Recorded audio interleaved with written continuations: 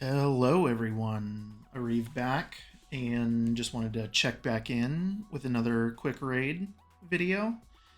I am currently in the midst of the fusion. We are looking good so far. Got all 15 fragments that have been available. Where are they at? They're in here somewhere. Here we go. Stock 15.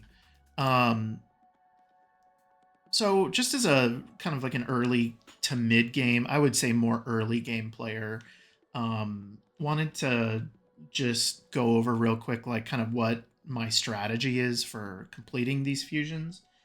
And a lot of it does have to do with a lot of preparation and how you sort of manage your resources within the event. You can see there's this two double legendary event going on. I think it's for ancients. I am not doing that. I didn't pull any for this. This is feels like a bait event to me, where they're trying to drain you of your shards. So I did not go for this. I punched those in just because I was looking at this, but I did not pull any shards for it. Um, I just want to get into the schedule because I know a lot of people do this, but it really does make a difference on how you manage this schedule. So, what I did was I did not start this Fire Night tournament until Tuesday, and that was when Dungeon Divers started. So I on Tuesday I finished that, and I'm just about halfway done with this. We'll just put a line there because I'm going to finish this off with the Spider tournament tomorrow. So you finish off Spider Tournament tomorrow. You finish off Dungeon Divers. There's 10 more fragments. I did finish this today, artifact enhancement, and if you look at my silver, you can kind of tell. I had about 30 million going in.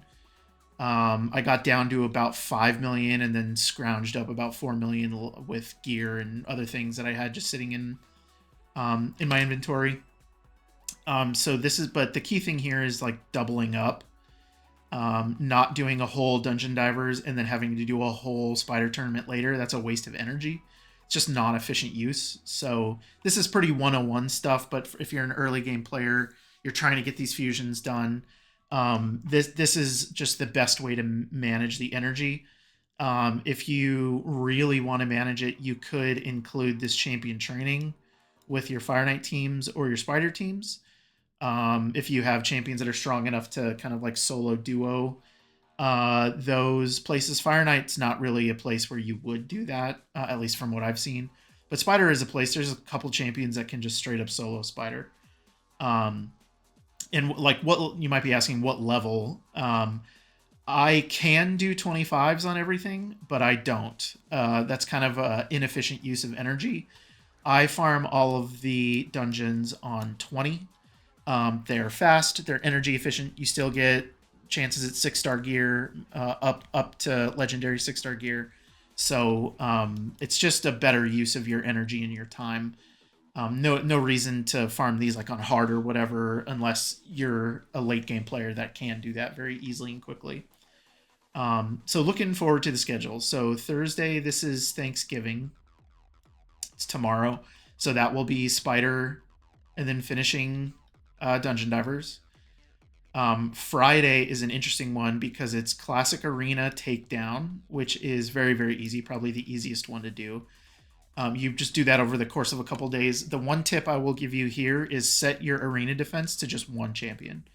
Um, it will drop you in the rankings, but that doesn't matter because you'll start getting a bunch of easier opponents that also have 1-star, or maybe people that are kind of below you in the brackets, and you can just clean them up quickly. I've never had an issue with this. I've never even really thought about it. I just did my arena and it was done.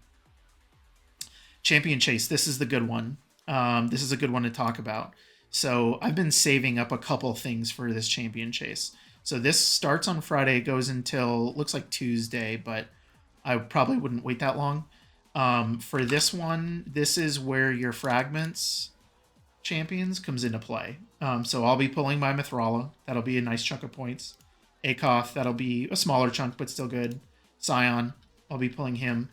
And they sort of did us a favor this time too with the Skeletor chase. So if you don't know how to get out of this menu, if you just hit R, it takes you here, and then you can just navigate to different places here, yada yada. But I'm going to save Skeletor for that as well. So the champion chase, getting back to this, should be very, very easy and quick. Just to complete, get your stuff and get out. And then you can apply a lot of this logic to the same stuff. So like there's a dragon tournament, an ice golem tournament here, and then there's a dungeon divers down here that you will probably want to, if you can, fit in ice golem, but it doesn't look like it's going to fit in. But mostly dragon. So there's also this cool thing where you can, they're basically adding 20 extra points for winning a tournament, which is not realistic for most people. But then they're also providing 110 fragments. So there's actually 10 fragments you can skip on this. As an early game player with limited resources, my instinct is to skip this one. Artifact enhancement, and then artifact enhancement. So that's my instinct because my silver is really limited. What I am not limited on is energy or gems. And that's just because I bank it up. I save it. And what do you mean by save it? Well, what I have in here are all the daily energy refills. And I just never spend them until I absolutely need to. And fusions are the big thing that I spend them on. So that's why I don't think this artifact enhancement... sorry, not artifact enhancement. I don't think the training events, I don't think the dungeon divers are that big of a deal. Because this is literally what I save my energy for. And it also gives me a good opportunity to take more chances for gear, which is something my account is lacking right now. And gives me more opportunities for silver. So the bad gear gets sold.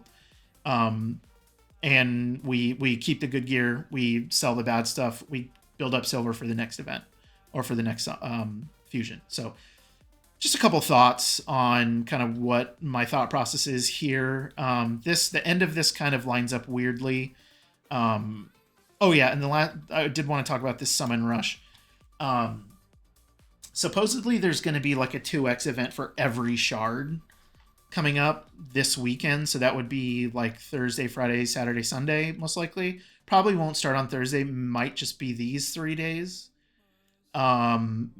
If you are a new game, early game player, if you're going for the fusion, I would avoid that.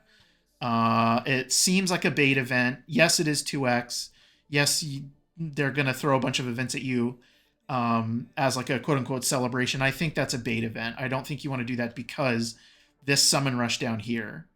So in the past, this has normally been sacred shards.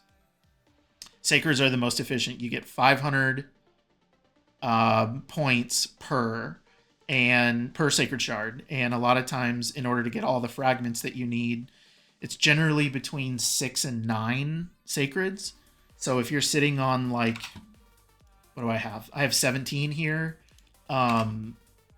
It's gonna it depends. It really just depends. I'm probably not gonna pull for this event because this looks. I want to finish the fusion while skipping this event and this event, and so I'm going to need these 15 fragments.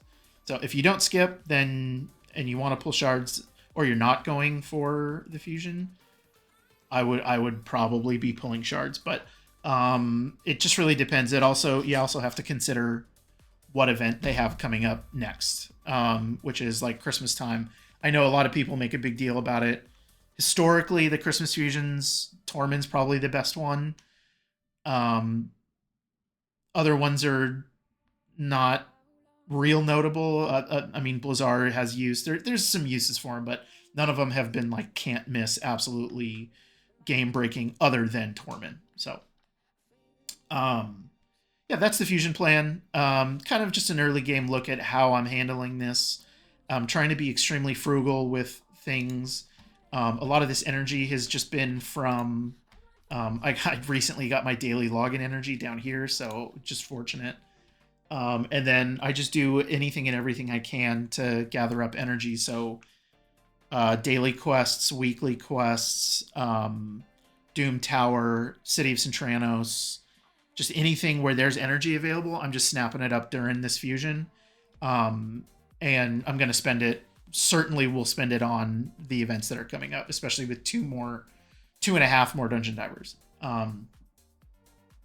Yeah, so that's it for that. I really quickly wanted to just give some thoughts about this new, not that, this new video they put out. Where is it?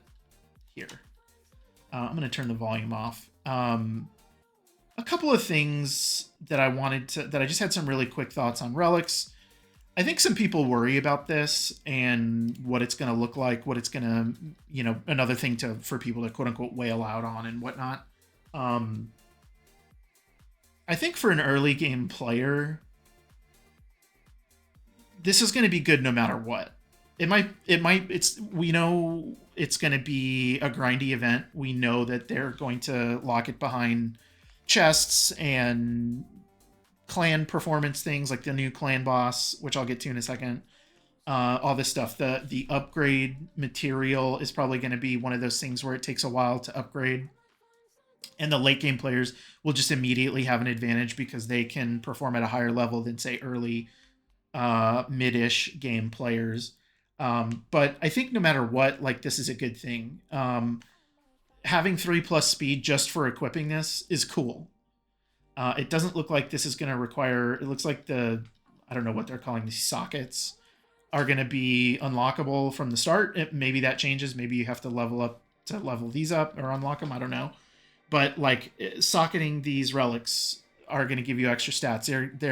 This is only going to serve to make your champions more powerful and help you progress through static environments that aren't changing. So, for instance, I've been working on my Fire Knight teams. My Fire Knight teams are just not fast enough yet, but having 3 speed on my Allure to get more decrease turn meters is just going to be a good thing. That's just only going to help me. That's the perspective I'm looking at this. If I look at it from the perspective of, oh, well, everyone else is going to get more powerful than me because they're going to unlock this faster and blah, blah, blah. Yeah, I could see how I might not like it, but I just don't think that's a healthy way to look at things. I think you have to put it in context of how it's going to help you. If you really care about Arena, I kind of don't know. I don't know what to tell you because if you really care about Arena, the whales are absolutely going to max these out way faster than you can. And your performance in that and in Siege is going to suffer because the whales will just be doing that faster than you can and 2 more characters than you can. And it just is what it is. There's no reason that you can't slow grind this. I mean, we'll find out more once we see it, but I don't know. I just, I heard some negative feedback about this, about how like, oh, spenders, blah, blah, blah. Like, that's going to be true in any game. So I don't know. It just doesn't seem like it's that much of a thing to worry about for me. I don't really have any thoughts on the live arena seasons. Hopefully they do something to make the matchmaking a little bit better, but quality of life updates. Okay. This is another thing I wanted to really quickly talk about. Background multi-battles. This is great. Like, this is just a win in every way possible. Whatever filtering they have here, whatever it is, like, this is just good. Because having to sit there while my team does dungeon like, think about this during the fusion, where you're going to have to do probably anywhere between 80 to 100 runs in Fire Knight, and you can just do them in the background. And if you're doing them on 20 with a solid team, you can just set it and forget it, and then go do other things within the game and not have to sit here and just wait for it to finish, or wait for the runs to finish, or sit here and, God forbid, manually click the runs. That sounds awful. So this is just nothing but good. Like, this is awesome. I'm really excited they're doing this. Super raids for campaign. I think that's probably, I mean, maybe if you're farming food champs, this is awesome, but I don't know. I didn't get real super excited about this. I'm kind of ambivalent because I just don't know who this is going to help. There was one other thing in here too. The Hydra multi-battle or instant battle feels... I don't know how that's going to go. I'll have to see it. Is it this? No, there was a screen in here earlier that they showed the forge. Oh, yeah, maybe it's this part. This forge thing is awesome. Being able to, like, craft... Whoops. being able to craft like huge amounts from your forge instead of just like waiting and doing 10 at a time and reviewing them individually. Just great stuff. I'm really excited about that. Um, okay, so I'll finish with this new clan boss. I wanted to, yeah, this screen. Okay. So what are we looking at here? Like, I know they said that these are trials, and as you complete the trial, you get these materials. These are for the relic crafting materials. This feels like maybe this was overcooked a little too much. This is granted, this is before I've seen anything on it, before I've done it, before I've even tried it. I imagine I'll be stuck in sort of like the easy, hard-ish range of these, or easy, normal difficulty, just due to roster constraints and gear constraints, being that I'm still sort of early game, but this maybe feels like an overcook. I don't know what they're going for with all this, like challenge within the challenge, I guess, to keep engagement going. I'm just not sure like who's gonna want to continue to look at this and be like, oh, okay, well I finished the easy, I depleted his dual bar, whatever that means. Now I need to hit him with weaken. So like if your current team doesn't have weaken, do you just have like you just have to build one team to do all of these things? Or is this like, I don't, do they show a screen that shows like keys or anything? No, I don't see anything. I'm just not sure like what they're going for with this. Because it feels like what you could have done with these materials is thrown them in the chest, which would have been the more raid thing to do, like the daily or weekly chest that you get. Or you could have done like a currency where you can go buy them and just escalate their cost based on their rarity. I don't know. I haven't really thought about that too much, but this seems like this is going to be really difficult to create teams with a limited roster that have all of these buffs plus these debuffs and then all of these later, unless you can just run this infinitely and just clear all this stuff and then you just save your best run or whatever.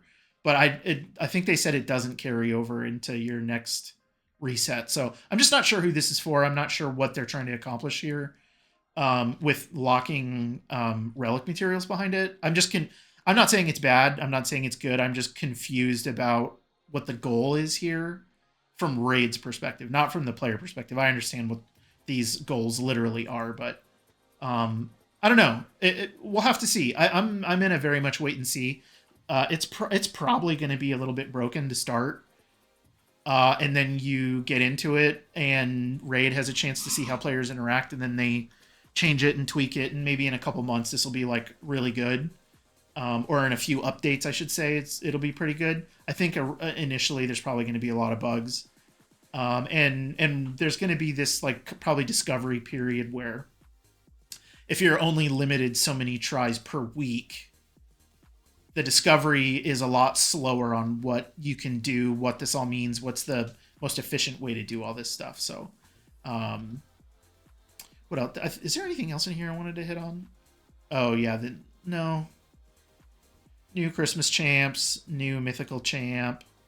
That's cool. That'll take me a year to get, probably.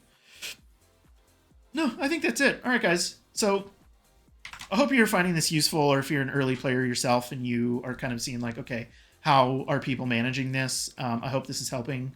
Drop me a comment, drop me a like, hit me up. Any questions, anything you guys got? I'm in Discord a lot, helping out my guys in my clan, and receiving help from them all the time. This is a very community focused game, and I think with a good community, you can make the best of it. So hope everyone has a great Thanksgiving. I'll talk to you guys later.